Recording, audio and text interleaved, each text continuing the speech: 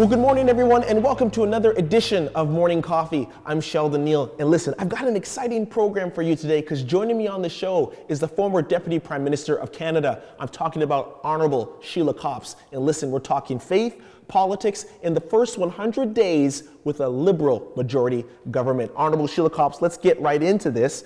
In the Christian faith, it encourages us as people to pray for our men and women in positions of government and leadership. As I said, we have a majority Liberal government with a lot of changes on the cusp of being made. My question to you is this: what should we as Canadians be praying about for our leaders in government?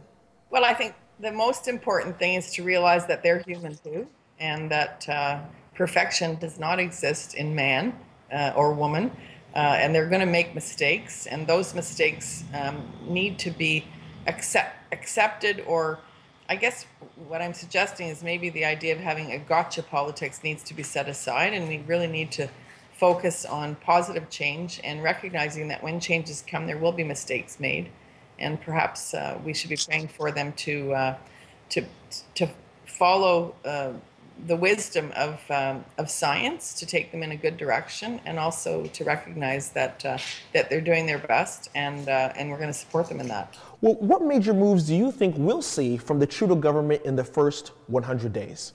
Well, I think obviously the meeting in Paris is going to be very important. It's putting us back on track to become a world leader again in the area of global warming. They have a fantastic new minister, Catherine McKenna, and Stéphane Dion, who's very knowledgeable on environment, is actually chairing a cabinet committee on climate change, which is an absolute breath of fresh air, because it really means that they intend to tackle this not just from one department's point of view, but from how government works. And I think the Syrian refugees, obviously meeting the target of getting the number of people there by the end of the year is going to require citizens' help, churches' help, everybody's help, because these are people in need.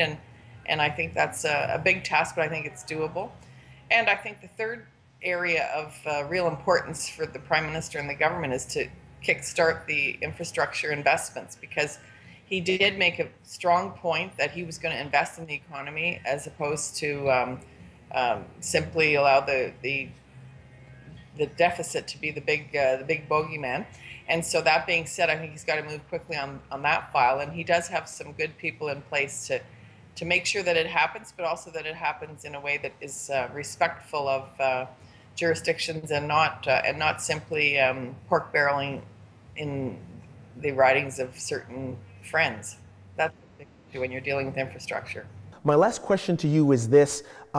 Again, we have a majority Liberal government, but important thing to note, they're in favor of marijuana legalization in Canada. And for many, legalization as a right or wrong move is still something to debate. The Good Book encourages us, as people of faith, that we should count the cost in any decision we make. My question to you is, what do you think is the best way to go about terms of legalization? Well, I think what's happening now is that the provision of and the smoking of marijuana by young people is done on the underground, on the streets, and I think it's not only is it unsafe, it actually leads to the use of harder drugs, because in order to get a joint, you have to go to a criminal. And I think this proposal to legalize it means that it will be distributed in the same way as you distribute alcohol. It will be governed by the state and managed by the state, and it will basically cut off the supply to people who are in the underground. I think it's actually you're going to see a decrease in crime, and you're going to see a decrease in the number of addicts who start with marijuana and then get pumped up on bigger things by their dealers. So I think it's going to turn out in the long run to be a positive thing. And certainly the current criminalization of the war on drugs has not been successful anywhere in the world. We see more and more people using, and more criminals making a lot of money from it. So we have to try something different. And that's what goes back to what I said initially about the idea that risks also can bring rewards, and with risk come also the possibility of some failures. So you have to recognize that any step like this is going to be fraught with some potential for challenges. Honorable Sheila Copps, thank you so much for joining me.